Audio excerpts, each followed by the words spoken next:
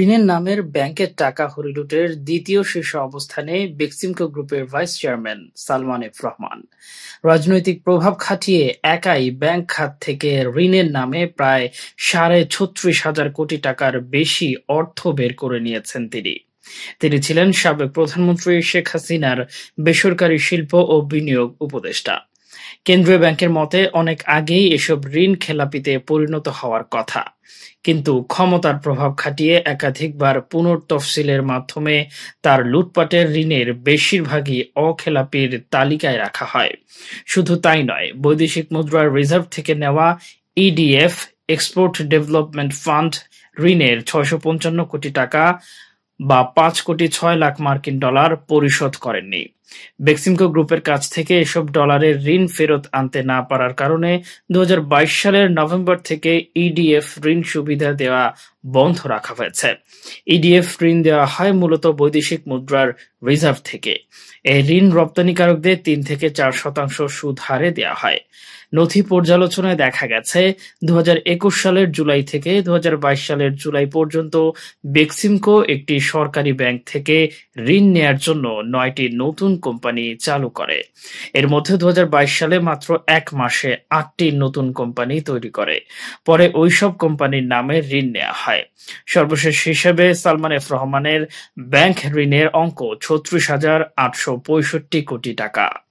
এর মধ্যে বেসরকারি ব্যাংক আইএফআইসি থেকে একাই ১১,০০০ কোটি টাকার ঋণের নামে বের করে নিয়েছেন। ওই ব্যাংকের শীর্ষ ৩০ বড় ঋণগ্রহীতা প্রতিষ্ঠানের মধ্যে প্রায় ১০টির মালিক সালমান এফ রহমান। তিনি আবার ব্যাংকটির চেয়ারম্যানও। বাকি অর্থ নিয়েছেন রাষ্ট্রায়ত্ত সহ ৬টি ব্যাংক থেকে। সংশ্লিষ্টদের মতে ব্যাংকের টাকায় ফ্রিতে হাজার হাজার কোটি টাকার মালিক বনেছেন সালমান এফ রহমান। ঋণ খেলাপিদের নিয়ে ভাবনা জানতে চাইলে তত্ত্বাবধায়ক সরকারের অর্থ উপদেষ্টা ডক্টর সালেউদ্দিন জানান, এখন ব্যাংকিং খাতে শৃঙ্খলা ফেরানোই প্রথম কাজ। ব্যাংকগুলো আগে পুরোপুরি চালু হোক, এরপর অন্য বিষয়গুলো নিয়ে কাজ করা হবে। ব্যাংক খাতের দুর্নীতি নিয়ে কয়েক বছর ধরে আলোচনা সমালোচনা চলছে। সরকারের প্রভাবশালী ব্যক্তিরা ঋণের নামে টাকা বের করে সরকারি ও বেসরকারি ব্যাংকগুলোর আমানতকারীদের হুমকির মধ্যে ঠেলে দিয়েছে। এসব কাজ যারা করেছেন তাদের মধ্যে দ্বিতীয় বেক্সিমকো গ্রুপের vice chairman Salman F Rahman, যিনি সরকারের নীতি নির্ধারণী পর্যায়ে ছিলেন। কেন্দ্রীয় ব্যাংকের শীর্ষ পর্যায়ের সাবেক এক কর্মকর্তা জানান, সালমান এফ রহমান ২০০৫ সালেও ঋণ খেলাপি ছিলেন।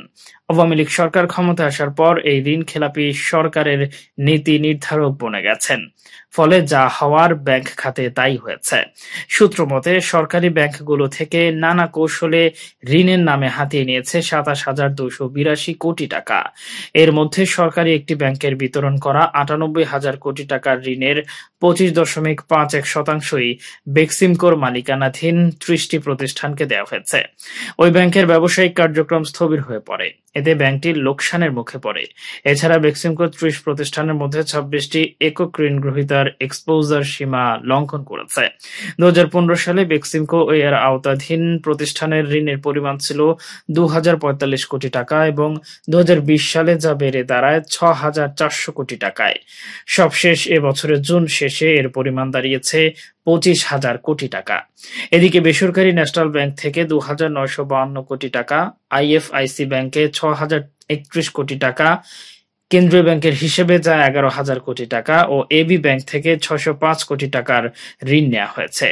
তবে বাংলাদেশ ব্যাংকের এক প্রতিবেদনে বলা হয়েছে, শুধু আইএফআইসি ব্যাংকেই সালমান এফ রহমানের নামে বেনামে প্রতিষ্ঠানগুলোর ঋণের পরিমাণ প্রায় ১১,০০০ কোটি টাকা। ন্যাশনাল ব্যাংকে সালমান এফ রহমানের সঙ্গে যুক্ত প্রতিষ্ঠান ব্লুম সাকসেস ইন্টারন্যাশনাল লিমিটেডের ৮৩৬ কোটি টাকা ঋণ রয়েছে। দেশি ব্যাংকিং ব্যবস্থা ছাড়াও রপ্তানি উন্নয়ন তহবিল থেকে বেক্সিমকো গ্রুপ $৫৬ মিলিয়ন ঋণ নেয়। বর্তমান দেশি মুদ্রায় এই অঙ্ক ৬৫৫ কোটি টাকা। বাংলাদেশ ব্যাংকের তথ্য বলছে, প্রতিষ্ঠানগুলোর মধ্যে স্প্রিংফুল অ্যাপারেলসের কাছে $১২.২৫ মিলিয়ন, পিঙ্ক মেকার গার্মেন্টসের কাছে $৮.৫৩ মিলিয়ন, অটম লুপ অ্যাপারেলসের কাছে $4.36 মিলিয়ন ও প্লাটিনাম গার্মেন্টসের কাছে $0.28 মিলিয়ন ইডিএফ ঋণের বকেয়া পাবে কেন্দ্রীয় ব্যাংক। কেন্দ্রীয় ব্যাংকের এক কর্মকর্তা, যিনি বিভিন্ন সময় ব্যাংক পরিদর্শন টিমের সঙ্গে কাজ করেছেন, তার মতে ভিন্ন ভিন্ন নামে ব্যবস্থাপনা পরিচালক ও চেয়ারম্যান থাকলেও ঋণগুলো আসলে বাগিয়ে নিয়েছেন সালমান এফ রহমান।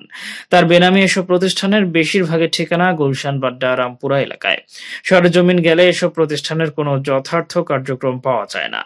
প্রসঙ্গত 2014 সালের 5 আগস্ট সালমান এফ রহমানের আবেদনের পরিপ্রেক্ষিতেই ঋণ পুনর্গঠন সুবিধা চালু করে বাংলাদেশ ব্যাংক।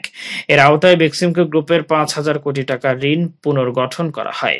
এরপর থেকে খেলাপি হওয়া ঠেকাতে বেক্সিমকো গ্রুপকে বাড়তি সুবিধা দেওয়া শুরু করে ব্যাংকগুলো।